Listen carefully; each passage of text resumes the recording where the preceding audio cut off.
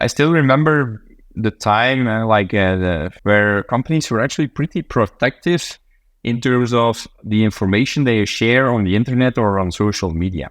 By actually giving away that information as much as possible, you actually also become a thought leader in no time, I would say. And by writing different white papers for different industries, you can actually also see what kind of industry is doing better than others.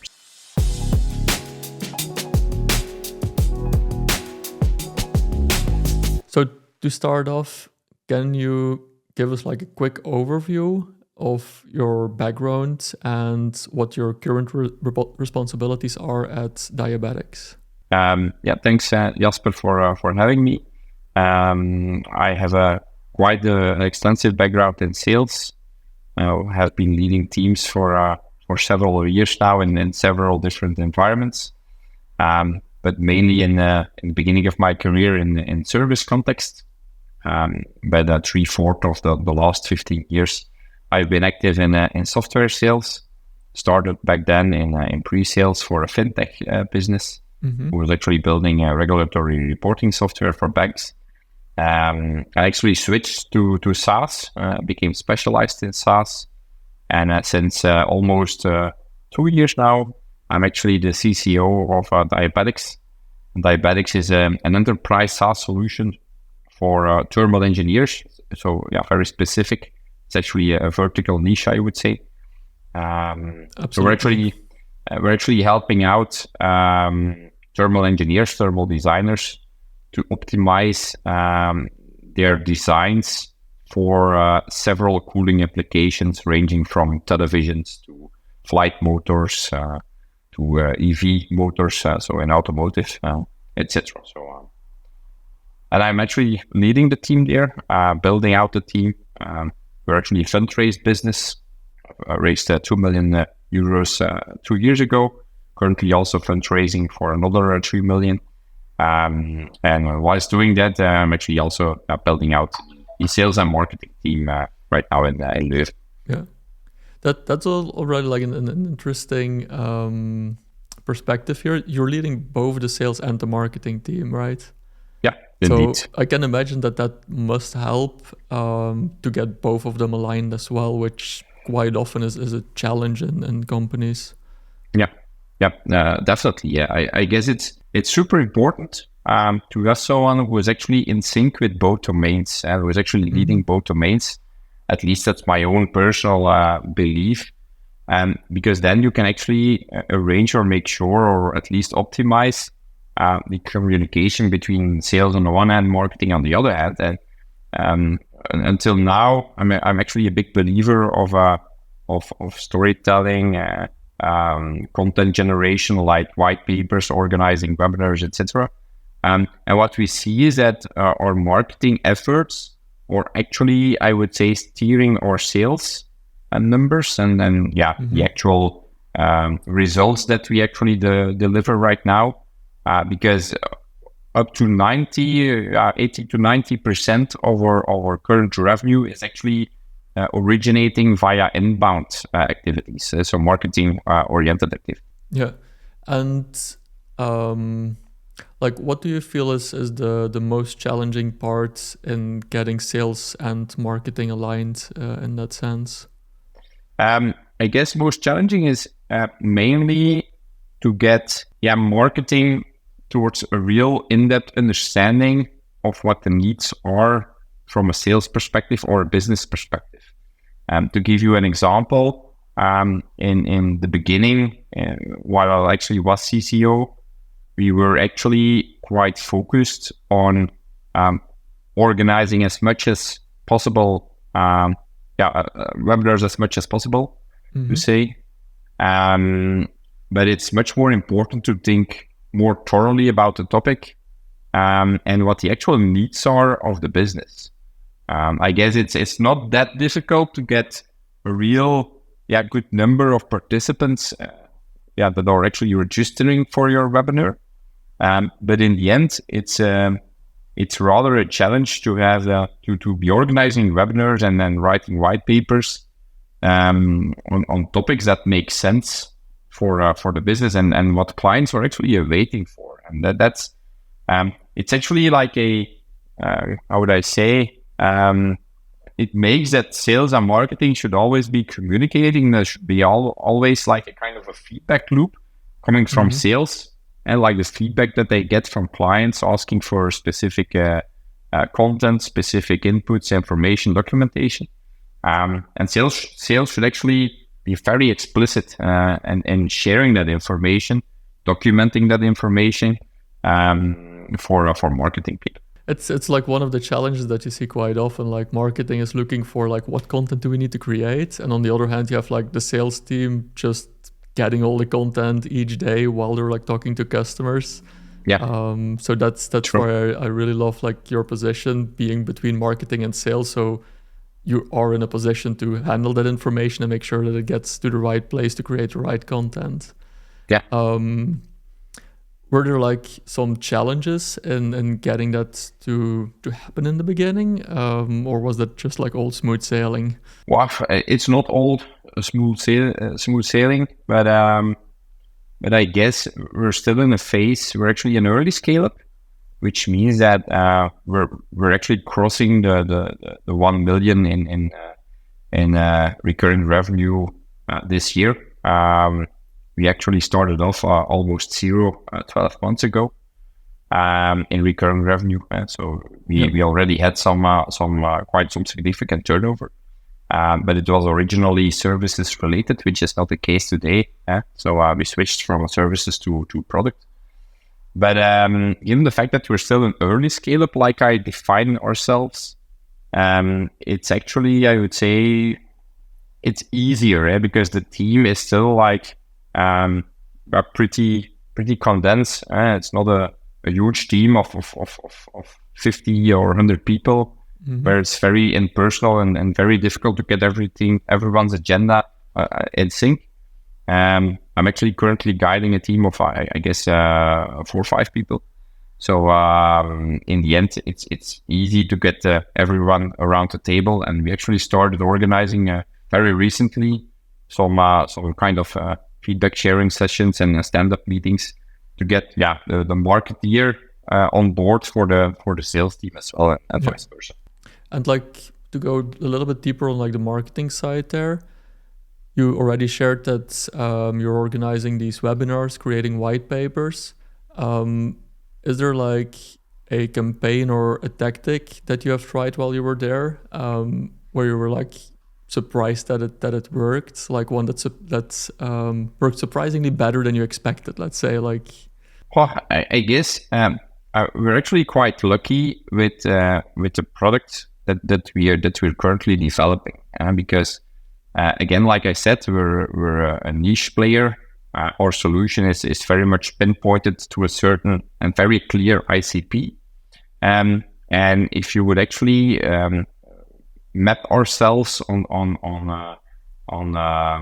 the Gartner trend graph, you would actually see that we're actually in one of the spaces that are currently like increasing in terms of interest outside. It's actually becoming a trend. It's getting much more adoption, etc. So we're actually pretty early stage there, which actually means that there's not that much information you can find online regarding that topic, which makes that, given the fact that our ICP is pretty clear, it's also pretty straightforward to find them. Of course, it's not that all of those engineers are like very active on LinkedIn, but given the fact that we are also doing some SEO, SEA optimization, we've been doing this last 12 months in essence. We've seen that also from an organic perspective, they are still able to find us pretty easily. So I would actually always recommend to do SEO, SEA optimization also from a technical perspective. I actually learned quite some things of which I wasn't aware of, even within a leading role the last couple of years. You can actually optimize for it quite heavily, like giving meta descriptions to pictures and etc. Actually optimizing your search results in Google, also by choosing the right wording, etc. So it's actually pretty complex. And then I guess you almost need to be an SEO expert to get everything really as it should be. So we actually work together with a consultant there, and it was actually pretty fruitful indeed. Yeah, it's indeed like it's not it's a pretty complicated space, but it's a very fun space as well. Because another example there is if you have SEA, a lot of people are just looking at for the ads, but it's actually also pretty good market research, because a couple of years ago, like everyone still got these keywords in Google Analytics. You probably still remember the good times. Yeah. But like since then, those have been gone for like, I think over 5 years at this point. But in Google Ads, we're still able to see those keywords. So if you want to do some market research, you just put like a broad keyword in there, and you can actually get those insights, as well as you also know what other companies are advertising on the same keywords. So you get like some market research in the process as well, which is always fun. It's like we also did one this. stone. Yeah, indeed, agreed. And how do you measure the success of the inbound marketing efforts at Diabatix? Like, what metrics are most critical for you there? Yeah, we actually try to do some revenue recognition. So we actually we use HubSpot, by the way. And so we actually try to flag. We have an automated process there. It's usually it should be working. Sometimes we see we need to do some optimizations there, but in essence, we try to flag each and every deal. So if a deal actually or a lead actually comes in, we actually try to flag where it's actually originating from. So once it's actually there as a cold lead, so it's actually originating in webinars or for example, in white papers. If someone downloads a white paper on the website, it gets flagged as a white paper download, etc. And we actually attach scores to it. And once a cold lead is actually crossing a certain score in terms of number of downloads that they performed, maybe they downloaded the white paper in combination with joining a webinar, then usually they cross a certain threshold in terms of scoring. And usually we try to get them into a discovery call. And as of then, actually, the lead is actually captured in a deal flow, where we are actually able, in the end, if they sign off on a contract, or they drop out because there's no interest or momentum, it wasn't good, we're actually able to see like, okay, in terms of revenue recognition, that amount or that percentage of revenue came out of webinars or a combination of webinars and the white papers. And we see that, for example, white paper XYZ was doing much better than white paper ABC, for example. Yeah. It's also actually helping, and by choosing the topics, because in essence, our product is actually applicable to different industries, and like automotive, aerospace, LED lighting, for example, power electronics, like CPU cooling, etc. So pretty technical environments. And by writing different white papers for different industries, you can actually also see what kind of industry is doing better than another. So indirectly speaking, we're actually also able to gather some feedback in terms of, in the end, after 12 months this year, in which industries are we actually doing better or best? And that's pretty interesting to see, to combine those insights in the end.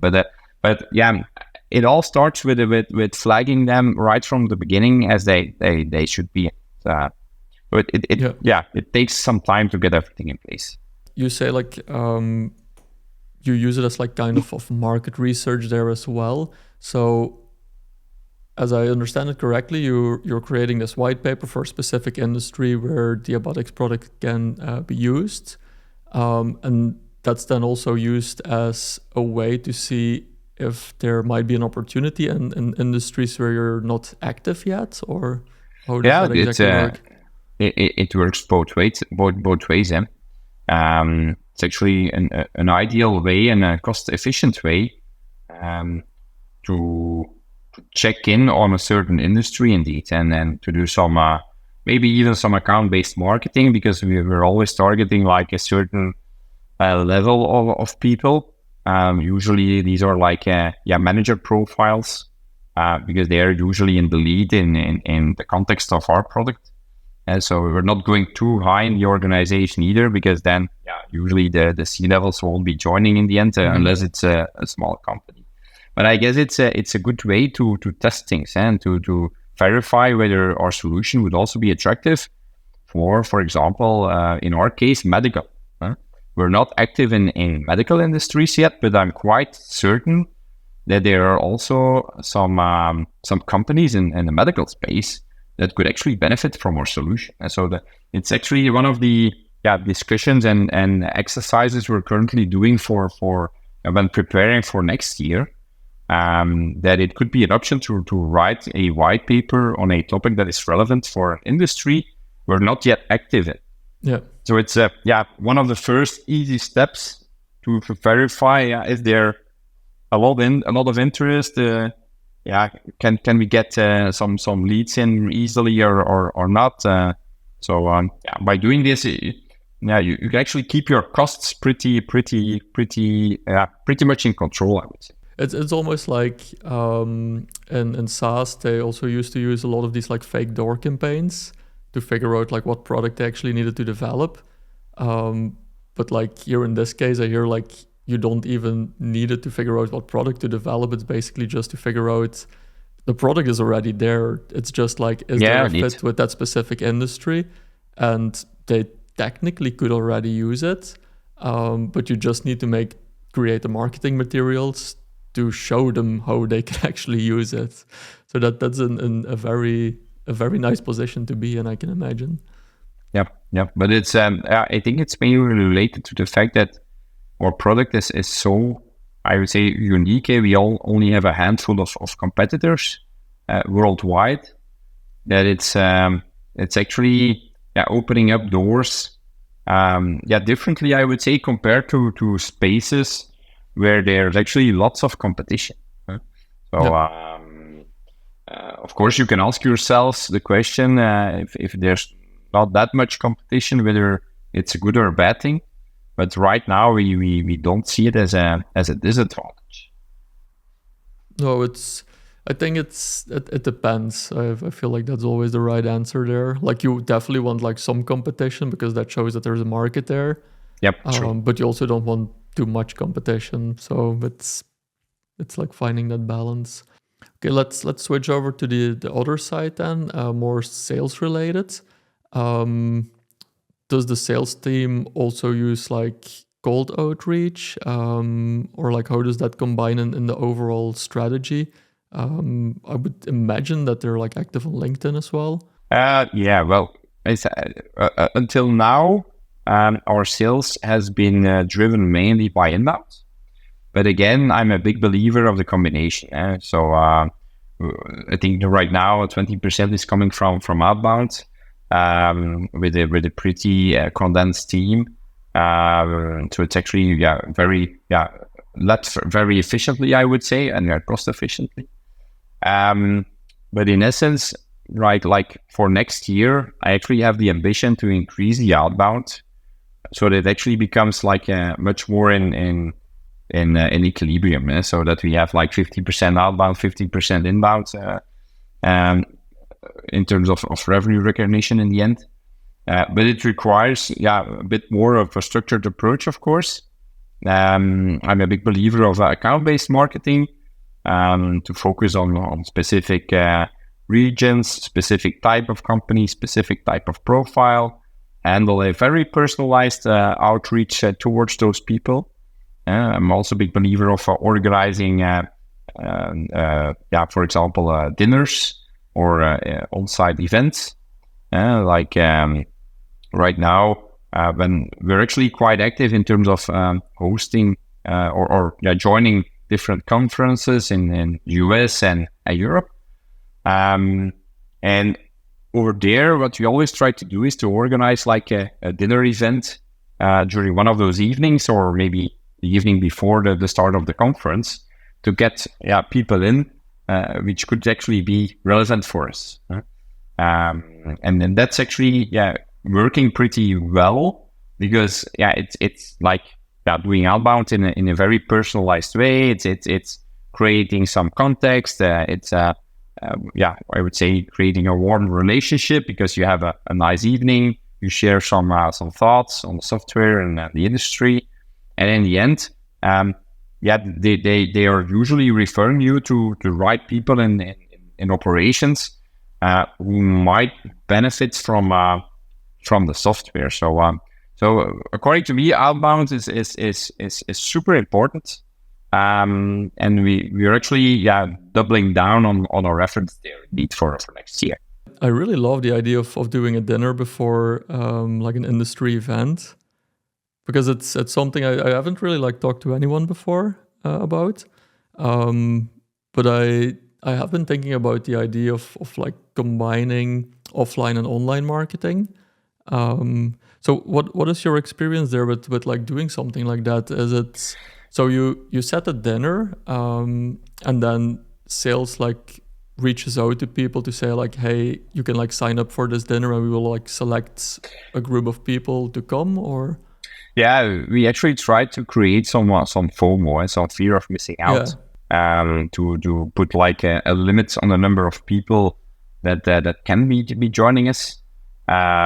We also always include like a kind of a topic that we would like to share some thoughts on. So it's very much pinpointed on a certain industry. And we actually would like to get some leaders in that are actually from different companies in the same industry, because then it's also creating or crafting a relevant discussion for all people involved. And what we see is that usually also the people there they actually start networking amongst each other. So that's actually the real value already that is there, that they actually can get access to immediately. But we try to create some FOMO and whilst doing the outreaches per email. And of course, by putting up and creating some sequences. You also need to make sure, of course, that your the top of the funnel between brackets is broad enough to get, for example, 20 people in for the dinner. And it requires some logistical organization, of course, to do everything as it should be. But I'm actually a big believer of the offsite events, because in our case, we're actually active worldwide. And so our sales is our three main sales regions, I would say, or client regions, or on the one hand, Japan, and then APAC in general. And secondly, Germany, and then thirdly, US. And so it's pretty well spread around the globe. In essence, Belgium, where we originate, we only have a handful of customers. To give you some perspective, some comparison here. You're doing sales in the US is completely different than doing sales in the APAC region. In APAC, for example, we feel that it's a totally different ballgame, because, for example, companies in South Korea, they are actually, from a regulatory perspective, it's actually almost mandatory to have a local cloud deployment here, which makes that it's not easy to sell like a cloud-based software in South Korea, China, those kind of regions. And it's also a cultural thing of having perpetual licenses there, which are licenses that they buy for 3 years. It's also usually, in most cases, on-premise software, so they're not used yet a lot to cloud-based software, which makes that it's also kind of a cultural difference in terms of looking at software and purchasing a software package. So over there, we are actually doubling down much more heavily next year on working with the resellers, with partners. And I'm actually a big believer of organizing physical events together with the reseller and or the partner on site in their offices to do a joint marketing effort on getting some interesting companies for them in their offices, where we are hosting, for example, a symposium on a certain topic that is relevant for them. or potentially relevant for them. So it's actually a combination of indeed the online stuff in preparation for the offsite event in the end. And that combination could be working pretty nicely if you start organizing yourself in time. I think that's an important one to bear in mind. I actually started doing some tests in the past back then, and then you actually see that you need some time to get everything in place. Like a few months isn't an exception, and it requires some structured approach. That's also very important. A focused approach, and so that's very important to keep the focus in the team. It's like having a sequence of several mini projects. And that's actually pretty helpful, because otherwise it's difficult to get the real return on it, I would believe. And I really like this idea of the dinner. So I want to ask some more questions about that. Like what is the pitch for the evening? So when you like reach out to people, because I can imagine you can't just say like, we're there to give you a product demo or something like that. That would probably not get people to the door as well. But in the end, we're also not going to give a product demo during the dinner, of course. What we usually try to do is to reach out to a handful of people, of which we believe these are like, very recognizable leaders. I would say leaders that are, that have a nice resume that. Of which the experience, in essence, or between brackets, speaks for itself. And if we get their attention or we get their interest to join the dinner, we're also trying to leverage that, because if someone well known from a certain company in a certain space is joining your dinner, it's usually like helping to get the other ones on board as well. So we usually try to achieve on a certain. I'm actually referring to it as a kind of a mini keynote or something to share for maybe 20 minutes some thoughts on a topic. We actually try to get one person in that's actually handling that, and it would be interested to share his ideas and also open to share that he will be joining a kind of a dinner like that. And then what we usually try to do is to leverage that towards other people. I'm not saying it's easy, because it requires it requires some organization again, and then you need to start doing this in time again. So I would say please start doing this 6 months on beforehand, because otherwise it's going to be very difficult, given the fact that these people are very busy in terms of agendas, and it's actually lots of practical arrangements for which I'm very lucky to have a marketeer that is doing a really great job there. So it like the pitch is basically twofold. You first try to get in that one person, and then make it like kind of a collaboration to get the rest of the people there. And that's the ideal way, indeed. Yeah, and then the main goal is for sales, I guess, to be able to build a relationship with the people attending that evening. Yeah, we actually try to get 2 of our salespeople in the dinner, either me or one of our account executives, or in case our CPO or CEO is joining the conference, it might be that he or she is also joining the dinner there. So we actually try to mingle between the participants that evening, indeed. So. Wait, one more question about the dinner. Have you ever tried doing an ad campaign on that as well? Just out of curiosity? No, not yet. Actually, it's maybe a good idea to explore. Yeah, I was thinking like if you do like an ad and just say like, basically give people the opportunity to be selected to join the dinner. I wouldn't say like sign up for the dinner and they can come. Yep. But then you basically get like 2 marketing lists. You have the one that actually sign up to be selected, which might be interesting for sales, and the ones joining where you can build a deeper relationship. Yeah, I actually like the idea. Campaign, let me know how it goes. Yeah, sure. I actually like the idea, because it also involves some creativity from our end. You can actually get towards some really nice advertising campaigns if you choose your messaging very much on spot and choosing your picture as it should be, then maybe you can get towards some surprising results, I would say. So I think it's a great idea indeed. You also make it very selective. You can even play around with some humor, I would say, in the ads if you want. I think so. There's definitely some ways forward indeed. And maybe like even get a cameraman in on the event itself, and you have some footage that you can use for the next ad campaign. That's actually always helping. It's always helping.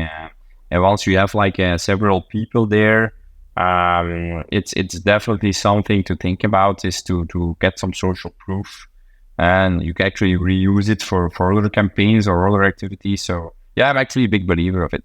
Agreed. Yeah.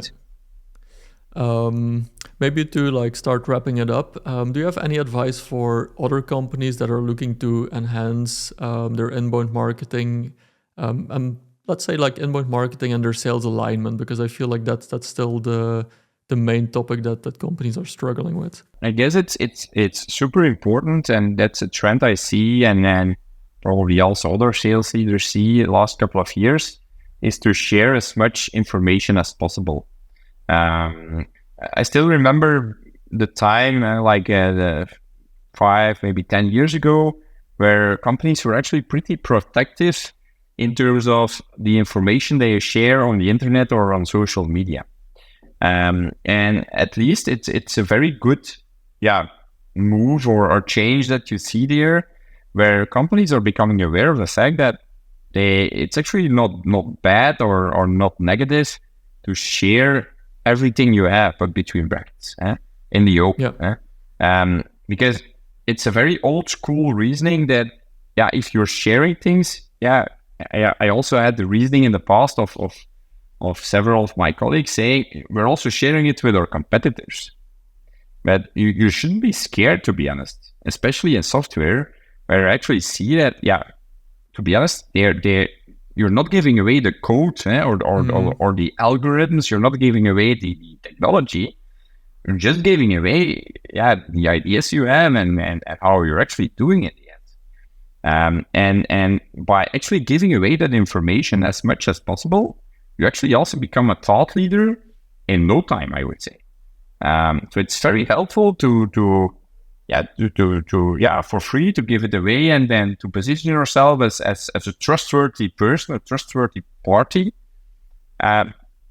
with whom companies are actually comfortable working with. I think that's a really nice evolution to see, and I would actually always recommend to keep on doing that, because and also in relation to that extent, I think it's also important that your sales team actually becomes like also, I would say, via tools like LinkedIn, your sales team actually might also be driving inbound, just by sharing his opinion, her opinion on certain topics, sharing like the assets that your marketing team is actually creating for them. You actually become like a mini site for your ICP as well, on social media. You can actually get towards a very nice social profile there with different assets that your stakeholders or your ICP can select and even download on your personal profile. So also organizing, for example, or being on podcasts, or joining webinars, hosting webinars, inviting people to have a chat with you online and sharing like the recordings of it. I'm actually a big believer of it, so I would actually always keep on doing that. I love that advice. It keeps surprising me, and it like still happens that companies have that protective mindset that they're like, no, we don't want to share our products because like the competitors will see it. And at the same time, like their own sales team might be finding the information they want on their competitor's website faster than on their own website, which is just like mind blowing. Yeah, indeed. And then on the other hand, you also have, I don't know if that still happens as often, but then you have the people in like an industry that is very protective. Then you have the people creating the content that industry should be creating and just selling them the leads. Like the times that I've seen that, I'm also like, okay, this is just like, this was waiting for you guys. I mean, You should have been that's, there. indeed. It's actually still happening right now. You actually Yeah, see it probably still happens. yeah, indeed. In our space, it happens quite heavily still. To be honest, Okay. we actually get some people doing reach outs to us very heavily and pretty frequently to buy their lead lists, that kind of stuff. But I usually don't take it. Actually, never take it. No, like usually it's not worth buying them, but it's just funny because like a lot of industries do actually buy them and depend very heavily on the leads that they get from those sources. Like they're able to sell to them, but they're paying a premium for it and they don't really own the customer at that point. And yeah, that's just mind blowing because it would be so easy for them just to like share the information that they have, and they would probably have more authority on the topic than whoever like the third person is doing it for them now. Yeah, indeed. So yeah, love that advice. Share as much information as you can, and it's also the first step in building the relationship with your future customers. Yep, indeed. All right. Great chat, Steven. Thank you very much for joining me today. And have a good end of the year and a lot of luck next year with the future plans for Diabatix. Yeah, thanks a lot for having me here, Jasper. And enjoy the Christmas period and see you around. Yeah, thank you very much.